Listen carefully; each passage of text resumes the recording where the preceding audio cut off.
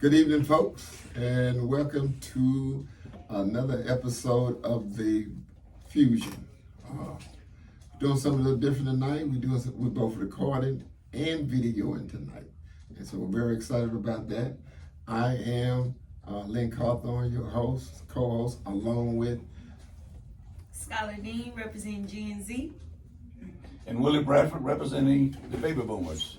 Right. And so for our friends on YouTube who haven't seen this show before, this is a intergenerational conversation where we discuss issues of the day and we get to see it from a perspective of the various generational groups. So this evening, our discussion will entail a great event that we've got coming up next week, and it's the 12th Annual State of Black Shreveport Symposium and Economic Summit. We have a list of events that's going to take place. And so what I'll do is go through this list of events, and then we're going to discuss the importance of why we need to do this and why it's going to be important for the city of Shreveport and why this conversation needs to be interactive amongst the generations. So this Saturday, February the 8th, we're going to have what we call the community checkup. It's going to be here locally in Shreveport at Hattie Perry Park.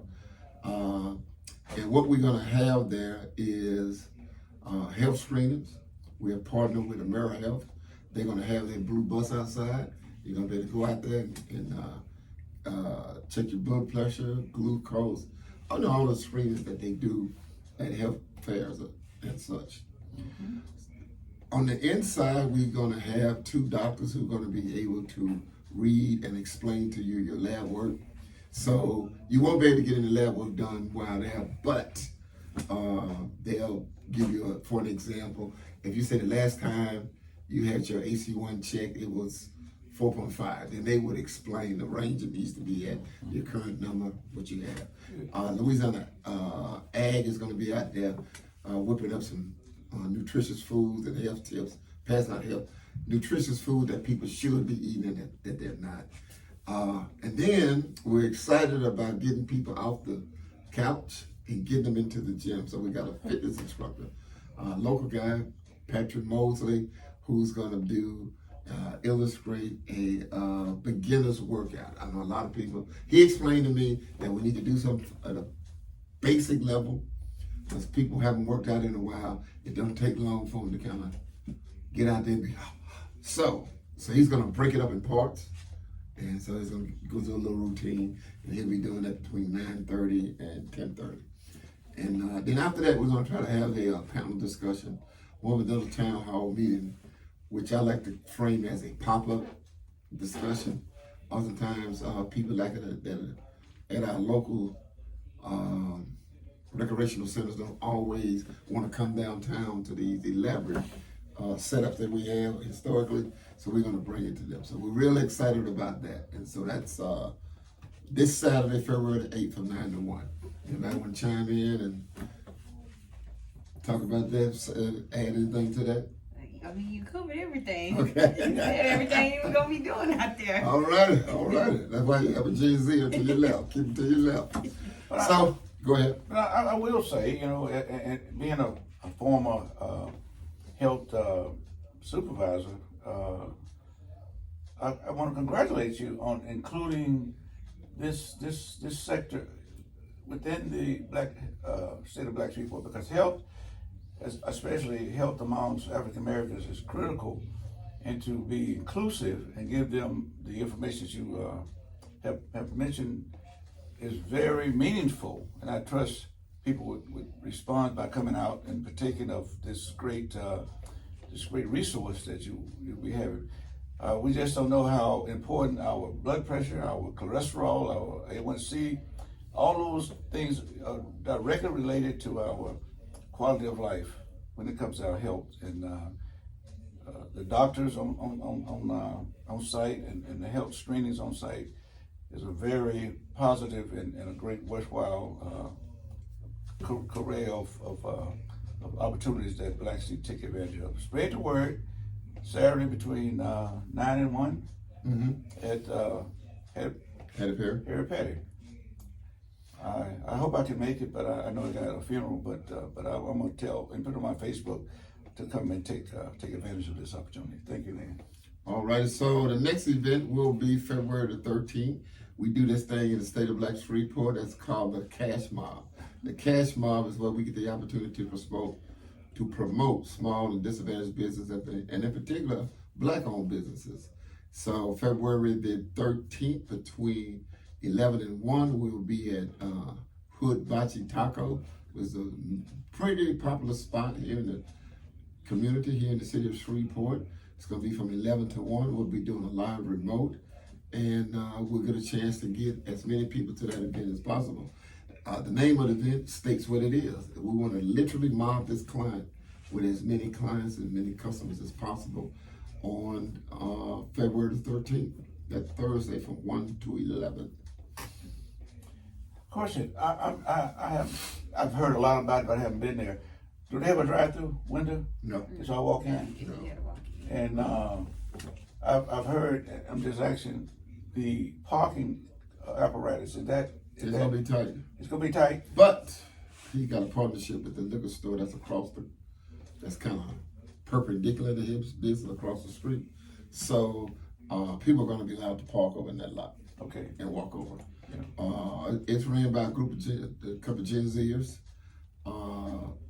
So they got a modern day approach. They got a modern day product, but they set up is kind of old school. So you got to walk in, people stand in line.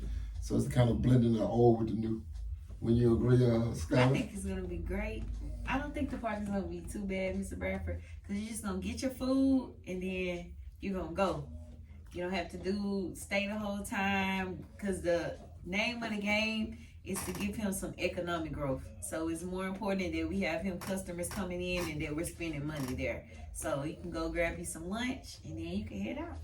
No, great. I mean, I'm excited about the opportunity, but I do know that when Lynn put on these cash mobs, he draws a crowd from that. Mm-hmm. But then also 11 to 1 is lunchtime. Lunch, yeah. So I'm just looking at the Great. but I mean, I'm if he like Lynn say, is prepared, you get him in and out, have his prep ready and moving people. We shouldn't have a whole lot of bottleneck going on there. Having too many customers for entrepreneurs is a good problem. like if they can go to Lando's and wait an hour to put a lunch, they can wait 30 minutes. Huh? Oh yeah. Well, he's gonna get them moving in and out. Okay. So the next event is Valentine's Day, Oh. February the 14th. So that is traditionally when we do our State of Black Shreveport reception, where we invite out the dignitaries, we invite out our special guests, our guest speaker, and all that good stuff. So we're gonna do all of that this year. But since we had to move it from the 22nd to the 14th, we thought we would add a twist to it. So we've got a live recording, a radio show called The Anook Show, where we're gonna be discussing Black love. And so she's got some out of town this, she's got a New Yorker, she's got a lady from somewhere else. And so they're gonna be discussing, and she has a house parties and local people here who's going to be on that panel, if you will. The show is going to be played live and recorded, and then they're going to be talking about Black love issues. And with the number of people that she has situated on the panel, she has indicated to me it's going to be quite interactive, if you will.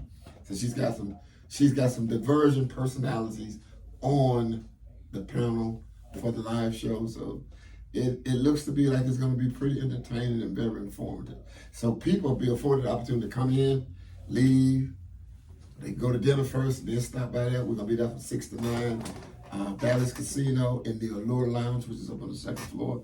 So we're pretty much looking forward to it. If people want to make it a staycation, there's a link that we can send out, and they can go to our website. But if they want to rent a room for the night, they get a 25% discount. So, if it's you and the girlfriend, or you and the wife, or you and the partner want to come out and make a night of it, spend the night, that's an opportunity that avails itself. So what you think about it, Gen Z over here? I was gonna say, men, this is a great opportunity for you to take your woman out and not have to plan too much. You can act like you're being real thoughtful and you taking her to learn about love and grow y'all relationship. And y'all can get a discount for y'all to stay the night. And they have restaurants there, so you can go eat too. So you can do everything at once and still learn some stuff. There you go. So There you I go. think it's gonna be good. You got anything, Mr. Bradford? No, Dr. no, Bradford? I concur with what the attorney said, that they have some great restaurants, a steak restaurant, and all the facilities under one roof, all the activities. Will there be any refreshments at the Yes, reception? sir. There will be refreshments. There will be hors d'oeuvres and a cash bar. Okay. Once again, ladies and gentlemen of Freeport Bossier in the vicinity, take advantage of this interaction, of this socializing on Valentine's night, and you'll get entertained with a great radio broadcast and just meet and greet. It's a great opportunity. I look forward to being there. So tomorrow is the big event. So the next day is going to be the big event, which is going to be February the 15th. It's going to be our annual symposium. This year it's the structure. This year is a town hall meeting that encompasses a intergenerational discussion. So I'm gonna let Skylar kind of call off the names of the people that's going to be there and the stuff we're going to discuss in that one. Okay, so for panelists, we have 9 panelists plus our moderator. So for the panelists, representing the baby boomers, because it's intergenerational, so we have somebody for each generation. So for baby boomers, we have Versa Clark and Irma Rogers. And then for Gen X, we have Jared Durden and Lori Graham Durden. And then for millennials, we have Demetrius Norman, we have Rika Peoples, and for Gen Z, we have me, and we have Tylin Cawthorn, and then Angelica Walters. And then our moderator is Al B. Not Al B. Sure. Al B. Be sure. Be sure it's not Al Be Sure now. It's Al B, a local personality here. But at the panel, we're going to be talking about economics. We're going to talk about civil engagement. We're going to talk about different healthcare issues that are affecting the Black community. So I think it's going to be very well rounded, especially since we have so many different generations there. And even within each generation, we all kind of did different things with our lives. So I think it's going to be very interesting, and you guys should come out. And it's also going to feature a Q&A to where the audience will get to participate too. So that's kind of a special thing, because usually when they do panels, it's more like the panelists just answer the questions, you hear them, and that's it. But we are getting the audience engaged as well. So I think that would be very great. And we just got a surprise, if you will. The 2 doctors that are going to be at the community checkup, they're going to switch out with a couple of panelists to discuss the health issues. And then we got 2 students from LSU.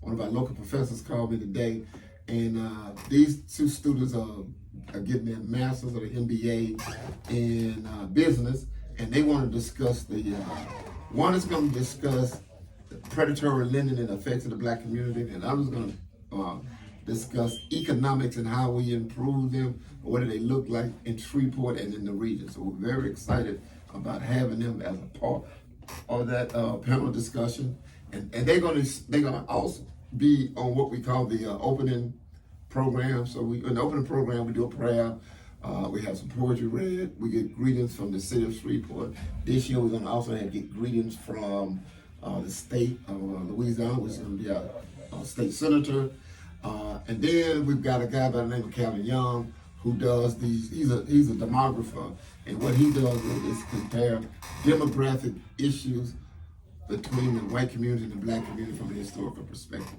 He's going to do that. And then the 2 young men, I talked about that, the LSU students, then they're going to get up and do something. And then from there, we'll go right into the panel discussion. So it's going to be like the young people say, it's going to be lit. It's going to be lit. It's gonna be lit.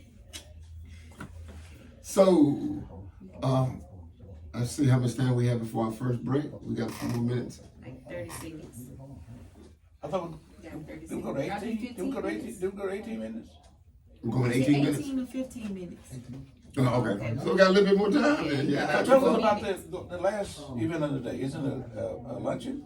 Oh, that's what we got to go to next. We got to go to the luncheon next. Okay. So, you want to take the lead on that one, Scott? The On luncheon? the luncheon? Yeah. I feel like you know way more. I'll do it. So we're gonna have our annual lunch. It's called a Heritage Luncheon, And what I like about the Heritage Luncheon, we came about doing the Heritage Luncheon about 4 or 5 years ago, because we have this discussion sometimes as it relates to Shreveport.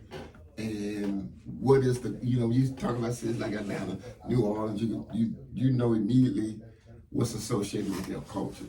And so what I wanted to do as we rebrand State of Black Shreveport slogan to celebrating that which is uniquely ours is to dig into the community and kind of accentuate and recognize these people who make Shreveport what it is today, which is a part of the heritage. So the first year we did it, we awarded people in each of the historical Black neighborhoods. And so they had somebody from the Cooper Road, somebody from Lakeside Allendale, somebody from Cedar Grove, somebody from Hollywood, and somebody from Moortown, and they each received an award. And the person that introduced them was someone that knew them and explained the work they had done in that particular community. And they gave a little backdrop of what makes, for an example, Cedar Grove, what makes the Cooper Road. It was real good. And so we wanted to definitely continue doing it. So last year, we kind of talked about people who, when we talk about heritage and culture, people who had kind of been like finishing people for people in the city, like the Botillion Ball, teaching people how to walk, people who sponsor debutantes, introducing young ladies to society, and people who had made a fundamental impact as an educator to so many students. And so that was the area we did last year. This year we're going to do athletes. We're going to do people who have been good high school athletes who have gone on to play professional ball. And so we have a few people here. I guess we're getting close to our time to take a break. So maybe we'll come back and be able to rally those people down, the people that's going to get that award. All right, folks, we are back for another segment of the Fusion. I'm here again, your host, co-host, Lynn Cawthorn, representing Gen X. And I'm along with Skylar Dean, representing Gen Z. And Willie Bradford representing the baby boomers. All right. So what we left off at the awards. So what I wanted to do was to go back and kind of give a backdrop. I kind of talked about the Heritage Awards. Now I want to go back and talk about what we call the Legacy Awards. The Legacy Awards, it's 4 of them. We've got what's called the Alphonse Jackson Business Advocate Award. That's a person typically in public office or in some type of community function that advocate for economic opportunities for individuals here in this local community. The next award is what is called the Joe Shine Public Servant Award. That's given to a person who's an elected official who has demonstrated the heart of being a public servant and an elected official, which is what let's pay tribute to Joe Shine, who passed this week. And I was so blessed that we were able to inaugurate this award last year. And he knew that he received it. He wasn't able to make it. His son accepted the award on his behalf, but he and I talked back and forth a couple of times. He was really excited about us thinking about him like that. And now this award will be a continual part of his legacy, now that he's no longer with us. The next award is what we call the Roy Griggs Business Legacy Award. This award is given to a person or business that have been in continuous operation in the city of Shreveport for 25 years plus. And so this year we have 2 awardees. And the last award is another award that we established last year. That was a good friend of mine. His name was Derek Fuller. He was an entrepreneur, ran a business downtown, but he had the heart and spirit. In fact, we joke internally here in Shreveport about some of the attitudes that people have, but like in any community, you got your ups and downs, you got your challenges. And I used to always say that he was a Shreveporter because he was always advocating for the city and always advocating for people to do the best and be the best they could. And he died last year, succumbed to cancer. And so we got what is called the Derek Fuller Humanitarian Award, which is an award we're very proud to expend to individuals, to an individual in this local community. The special award we have this year that we won't give every year, but this is a special person and a special scenario and situation. So this year we're giving the Man of the Century Award to no other than Cortland Malloy Sr. Cortland Malloy Sr. turned 100 years old October 25th and 24th of last year. And so we want to give him the Man of the Century Award. He is noted as being the last surviving faculty member of Booker T. Washington High School when it opened in 1950. He's the very last surviving member of the faculty. He was a long-term businessman, printing graphics for years, printed up all the programs and booklets for obviously students of BTW and the best they would have, but throughout this entire city. Member of my fraternity, Kappa Alpha Psi, for 76 years, and we're honored to be able to do this on his behalf. And so just to go back and name the people who are going to receive the award, the legacy awards we talked about. So the first award, the Alphonse Jackson Business Advocate Award, will go to Billy R. Anderson Jr. The Joe Shine Public Servant Award will go to no other than Sheriff Henry Whitehorn Sr. The Business Legacy Award goes to 2 restaurants. The first is a group and family legacy of restaurants. So it's Freeman Harris, Pete Harris, Brother Seafood, and Orlando's. And so when you combine all of those restaurants, because it goes to the great grandfather, to the person that's living there, Damien. So that's his great grandfather, his grandfather, his dad, and himself. That's a beautiful legacy. They started in 1941. The other restaurant is called Eddie's Restaurant, started in 1978. And these restaurants have some connection to one another because Eddie Hughes, who started Eddie's Restaurant, got his start at Freeman and Harris. So he worked at Freeman and Harris for about 35 years before he started his own Eddie's Restaurant. And the stuffed shrimp that's so famous here in Shreveport, he's the originator of it. So we are honored to have those 2 people receiving those awards. And we had to do those 2 awards together because of the fact that they are interconnected, family-wise, business-wise, and being restauranciers right here in this local city. Okay. And so our last winner is the Darrell Fuller Humanitarian Award, is no other than Martha Tyler. She is most noted for being the founder and the executive director of Moms on Duty. It was they started a couple of years ago. They're making a lot of headway. They're doing a lot of phenomenal things. She's gathering young women together, older women together, and they're doing a lot to assist young girls in this local community. So we're just so proud of that. Then the Legacy Awards, I'm sorry, not the Legacy Awards, the Heritage Awards go to the former athletes. So the first one is Ben Brown. Ben Brown's a graduate of Green Oaks High School. He played professional football as a quarterback behind Randall Cunningham with the Philadelphia Eagles. Our next guy is Morris Claiborne. He first got drafted by the Cowboys, then he went to the Jets, and he ended his career at Kansas City. He played cornerback. He's a graduate with Fair Park High School. Our next recipient is Roosevelt Collins, who's a BTW graduate, and he played outside linebacker for the Dallas Cowboys. And he has his own nonprofit. He does a camp that he's done at BTW prior to the COVID-19 pandemic deal. He's starting back up in a couple of years. He's going to be starting back up this summer. But what we are discussing, I'm discussing with these guys, is to do what we call a Team Shreveport Summer Camp that includes all of these names and a couple more people to try to do it around Juneteenth. Don't know if it'll happen this year, but it'll happen in some shape, form, or fashion, but even in a bigger shape in 26. And then we want to recognize 2 coaches that coached these young men, coached 2 of these young men, and was significant here in the city of Shreveport. Coach James Mosley, first African-American quarterback to play for Byrd High School. He also played with the Shreveport Steamers, played quarterback down in the first Bayou Classic at Southern University. And then we have no other than Gerald Kimball, who's a local BTW graduate, coached at Green Oaks, had a phenomenal 9 seasons over there, and he coached Ben Brown, who's the guy we talked about earlier, and he also coached as one of the Shreveport Steamers coach back in the 70s. And lastly, we want to pay a tribute to the Shreveport Steamers team, who some of our younger people like Skylar might not know that we've had 2 semi-pro teams there, and the first one we had was the Shreveport Steamers.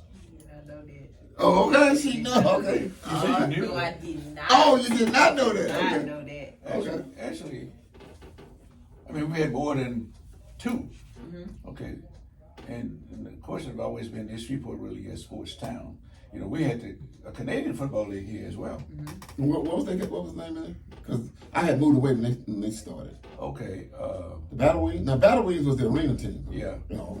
I mean, we had quite a few guys. But that team had blue and red letters, I want to say. I think that was their colors.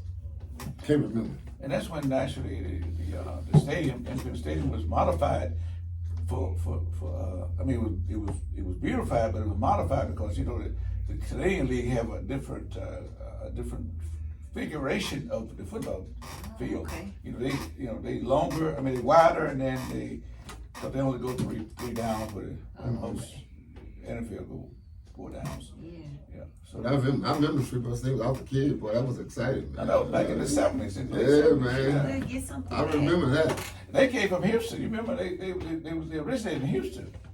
Oh, they sure did, huh? Yeah, they did. And they said, well, but again, we'll talk about that later, Lee, because the state of Black Shreveport has some history, actually has some strengths, weaknesses, and threats on why we are the condition now. The state of Shreveport now would include a lot of ups and downs that we've experienced. Because right now we got the lowest amount of population than we had ever, I guess. Our population was reduced to around 180,000. We was at 220 at one time. But anyway, I'm sorry. I think we kept that at 205. I don't know if we was ever at 220. I know we were in the 2s. 205. I think we kept that around 205. I ain't no debating, but I'm just saying that the statistics. Yes, I got you. No problem. You're absolutely right. So that's the luncheon. It'll be at Balance Casino Grand Ballroom, 1:30 p.m. immediately following the symposium. And so there's still room to get a ticket or to get a table. So a ticket individually is $50, and a table for 10 is $500. And we decided to do something a little different this year. Our guest speaker is going to be a local individual, but he has celebrity status. And his name is no other than Rod Demery. Rod Demery has an extensive career at the Shreveport Police Department, worked briefly with the Sheriff's Department. He was a detective for a number of years, and he has a television show that's in syndication now, and it's called Murder Chose Me. And Rod has an interesting story because as a kid, his mother was murdered. And so after that, it's grown with him. Rod loves his community. And the reason why we decided to choose him as the speaker is because this was a perfect way to marry the challenge of what we're dealing with in Shreveport 2025. So we got the perception of having this accelerated crime rate here in the city of Shreveport and the challenges of bringing the economics that we need. So we know there's a nexus between reducing crime and bringing economics to your city. And so that could be debate back and forth, even between the different groups of the different right-leaning people, left-leaning people, people in the middle. But there's a lot of validity in being a mid-sized city with a stigma of crime associated with what's going on in your city that needs to be reduced. And so Rod's speech is going to be around reducing crime and increasing opportunities in the city of Shreveport. So we're looking very much forward to that. Also, we're going to have a vendors fair that day on Saturday. So it's going to run from 8 a.m. in the morning to 6 that evening. You start setting up at 8 o'clock. We still got some slots available. I got 2 slots. I got 2 vendors that came to the website today and paid their money. And so this is being headed up by our committee member, Kim Green. And it's only $50. You can go to the website. On the homepage, go all the way down where it says be a vendor. Click on the one that says $50. Sign up, put your debit card information in there, boom, it'll send you a receipt. and we do have some slots available. But that is going to be very exciting, because it's the nucleus and the almost the crux of what we do. Not only do we want to sit and talk about issues that needs to be done, because every problem is started by conversation, but at the same time, we want to continue to be promoting economic development, our Black-owned businesses, our small and disadvantaged businesses in this local community.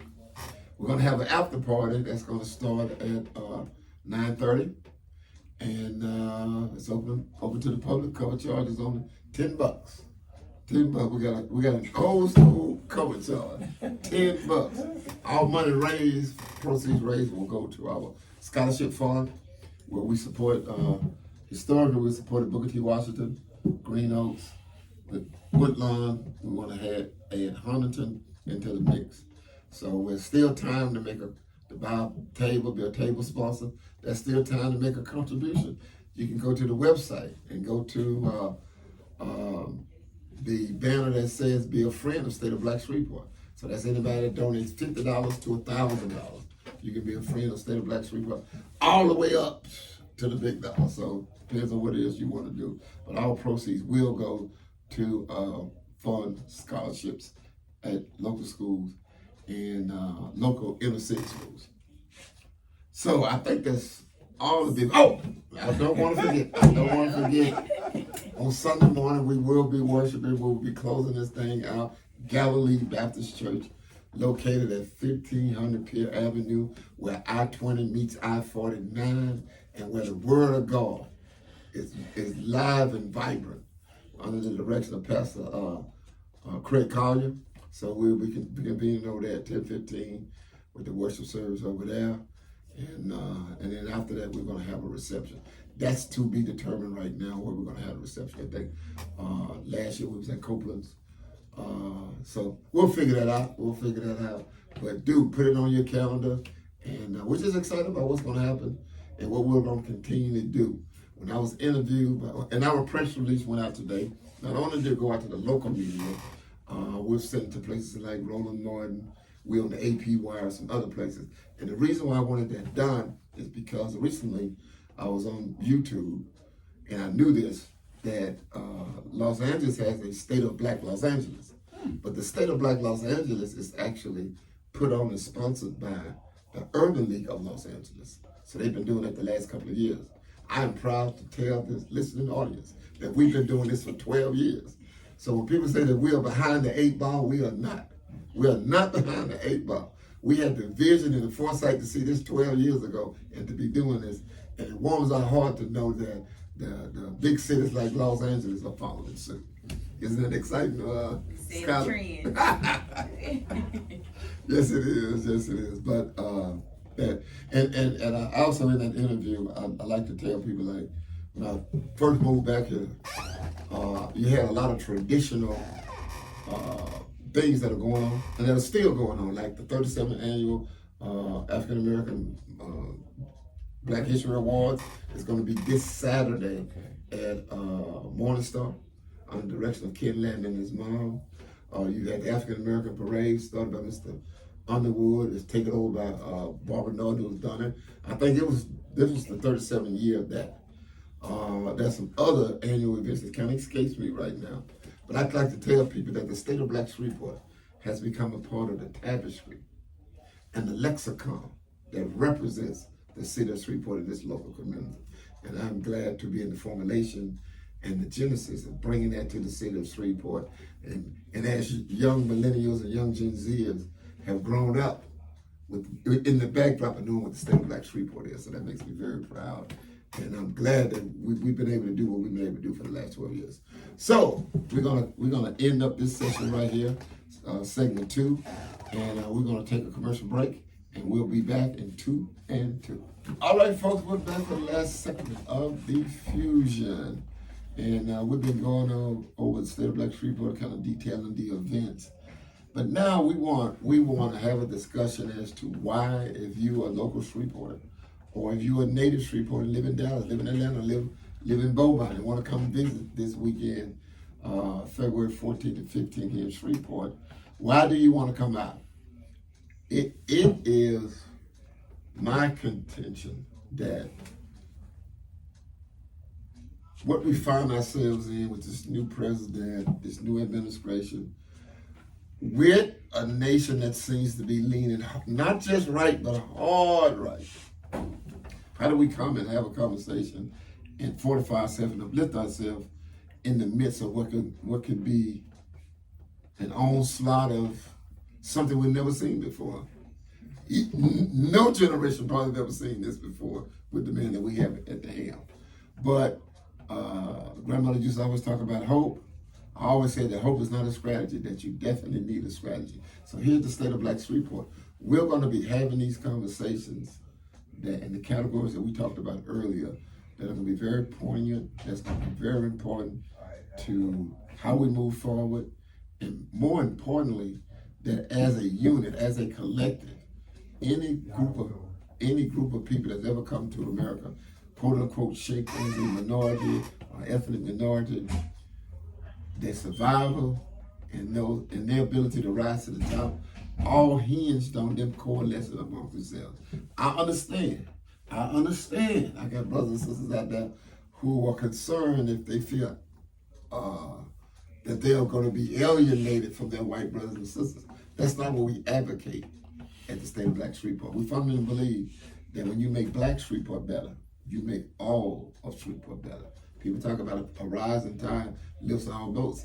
Well, my grandmother used to teach me that charity starts at home and spreads abroad. When I learned what charity meant, which means love, it made sense to me. And so I tell people all the time that you can't talk about loving people down the street, across the street, in another neighborhood, down the street, until you love the people right there that you associate with, and the people that you love, and the people that you look like. That's just what you have to do. We get a lot of name association and wordplay, but that's just wordplay. To make our community better at the poverty rate we exist in right now, we almost become a drag on the whole. So if we are a microcosm of the whole, then we don't want to be a drag on that. And so we're going to have those kind of discussions with our panelists. All of that's going to be derived, all that's going to come out. And I want to also say this. I've always been a reader. And James Baldwin wrote a book in 1985. It was called The Evidence of Things Not Seen. The central theme in that book, Baldwin goes back and forth with a preoccupation with what does freedom and liberation looks like when Black people hold the reins of power. And what he was alluding to, that book is about the Atlanta child murders. And what he was alluding to, our babies are being killed while the mayor is Black, the chief of police is Black, the sheriff is Black, the city council is majority Black. We hold the reins of power. What are we doing to protect our babies? So that's in 1985. And having read that book so long ago, I thought about that most recently, that whatever the murder rates we got going on here, the failing schools in Shreveport, we hold the reins of power. We're 65% of this population. We are essentially leadership. What do we need to be doing for our kids? What do we need to be doing for the generations coming behind us? So that's some of the stuff that we want to be able to discuss in the State of Black Shreveport 2025. I'm going to pass it over to Skylar to get her commentary, and we're going to pass it over to Mr. Bradford to get his commentary. I think as a member of the younger generation, I think this is a great opportunity to come out because we're always saying that there's nothing to do, and now we got a whole lineup of events for you to come to, and it's not like it's all, because I know everybody isn't into politics, and so I think it's a great thing that all the events aren't about that, especially the one this Saturday about health. I think that's something very important, and as we know in the Black community, a lot of us don't go to the doctor, a lot of us don't get checked because we might not have insurance or it might be too expensive. So I think this is just a great time for you to come out, get yourself checked out, enjoy some healthy foods, and try some new things out. I also think it's a great opportunity to learn, because I personally have gained a lot from being around the different generations, especially like having these conversations with them on the show, because you get to hear a different perspective, like a way that you didn't think about it. And it's always refreshing too, being around other generations that actually want to hear from you. Like, they be wanting to hear what I have to say. They don't think I'm slow. I'm just too young, and I don't know what's going on in the world. So I think that's a great opportunity to come out and just hear what they have to say, and then they want to hear you too. So if you're constantly saying that, nobody's listening to you, nobody really cares what's facing your generation, I truly believe that they care, and they're trying to figure out how to reach us. Hence why Mr. Lean is over here trying to start a YouTube channel and figure out how to do all of this. So I just think, we already have one. We just need to post some stuff. yeah, he got to start posting and doing all of these things. So I think if he's willing to try and learn what we're into with the phone and doing all the different social media stuff, I think it's a great opportunity to come out and contribute to. And if you like community service, because this is a great way to serve your community. And it's in February for Black History Month. And so like Mr. Lynn said, with everything that's going on with the current presidency, we know that the federal government is saying that they're not going to recognize Black History Month. So I feel like that's even more of a signal for us to show some more pride in ourselves and show up for ourselves even when other people aren't showing up for us. So. I have a little advantage. I got a son that's a Gen Zer, so I often have conversations with him, and it gives me the opportunity to share notes on what he's talking about. And so a lot of the stuff that she says they're consistent with, so I can check that box off for him. Mr. Bradford. Mr. Cawthon, let me again congratulate you on your vision, on your persistence. We've had a lot of things come and go, but your vision and your commitment to advocating this forum over 12 years now has been a constant. In the past, I've been on several panels, and I've also been recognized as a recipient of an award, but we want to leave, the symposium is exactly what I said, the State of Blacks report. Where do we go from here? That used to be the theme. And part of the conversation that we try to leave the Blacks report with is how have we recognized our strengths, weaknesses, opportunities, and threats? What are they? What? We haven't had a reduction, but the thing that I'm concerned about now, Lynn sent me a commentary I made 10 years ago. Lynn, you remember that? The State of Blacks report? Yeah. Okay. You sent it to me last week, didn't you? Yeah. Anyway, I said we at the State of Blacks report, our objective should be to gain political power and economic power. If we can take care of politics and then create job and economic opportunity for our Black businesses and entrepreneurs, we can do a lot. We got to do it for ourselves. Anybody gonna come in and do it for us. And I said then, and Lynn mentioned it a minute ago, I said, usually cities that first be infused with economic power, that usually transition into economic power. Lynn just mentioned political power within economic power. Yeah. What you meant. Yeah. Okay. Political power within economic power. And Lynn just mentioned we've had 3 Black mayors, we got a majority city council, we got a district attorney, we got a marshal, a city marshal, a county sheriff, and most of our political apparatus are African American. But when it comes to our economic power, we are dismal. We have lost so many Black businesses than we had 20 years ago. So the threats are, if we don't do something to transition some of our present economic, political power, then we can do that. Lynn was on the Parish Commission. I was on the City Council. The State of Blacks report is this. Basically, we cannot be, what's the percentage of Blacks in Calloway's report? I'll say 65. 65. And 40% of Blacks report live on or below the poverty level. Okay. We cannot be a city, and we're part of a gold mine. You saw that Century commercial where they said, this lady be up there looking at a bill, and they say, you on a gold mine, okay? I saw that. All you gotta do is do some adjusting and you can gain some economics. Okay, we have in our possession we have the casino, certainly we have port, we have transportation, but we haven't transitioned and transformed that what we are in the position we have into economics. And I'm just saying our threats are, if we don't get the people in place to understand, like New Orleans understood it, Atlanta understood it, that you got to look out for your people. We cannot progress as a city when the majority of the citizens are poor citizens.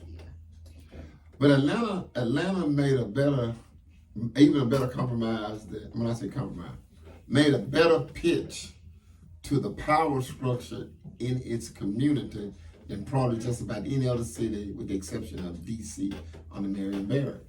And they were, Atlanta would take on that slogan, a city too busy to hate. Right.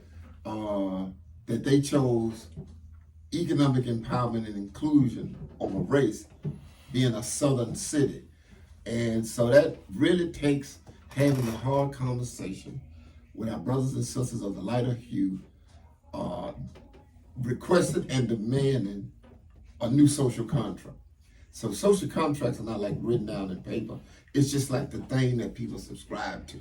And I think we're in a position now with the political numbers that we need to sit down and have that conversation. Now, that's a lot easier said than done, but the places where you see the manifestation of a diverse economy, African Americans doing well, that hard conversation has been had. And in Atlanta, it was had some years ago. Maybe we've had it here in Shreveport, but we need to do the 2.0 on it. I agree. And the thing about Shreveport, again, to be taken serious, you got to be respected. You got to have something within the collectiveness. We've had individuals. We've had so many individuals, black individuals that was in positions to do things, but they were sort of timid because they didn't want to lose their relationship with their white counterparts, right? But we never had a collective conversation, like Maynard Jackson said. Listen, we'll let grass grow to graze elephants out there if blacks don't get a certain percentage of this contract. And that is the biggest airport in America, right? Mm-hmm. And I'm saying we've had 3 black mayors, and we've never had that conversation because we've never been respected with the consequences if we don't do this. Nobody never said if we don't do this. Now Henry Humphrey said at one time when Keith Howard was mayor, and they wanted to pass this $200 million bond issue, mm-hmm. and Keith said, and Hillary said, listen, that's what they're going to build the convention center and hotel. He said, listen, I would vote to pass any bond issue as long as black entrepreneurs and businesses get a percentage of this work. In 1998, we passed a fair share program, and then a couple of years ago, through the commission and the city council, we finally got a disparity study passed. But even with those, because they gave us a reason why we couldn't do fair share, reason that we needed a disparity study to allow the government to intercede in awarding contracts mm-hmm. to people with a lesser resume, because we can make up for past discrimination. But still, we don't have but 8 or 10% of city and parish procurements going to black people, and that's an issue because we could have shut down.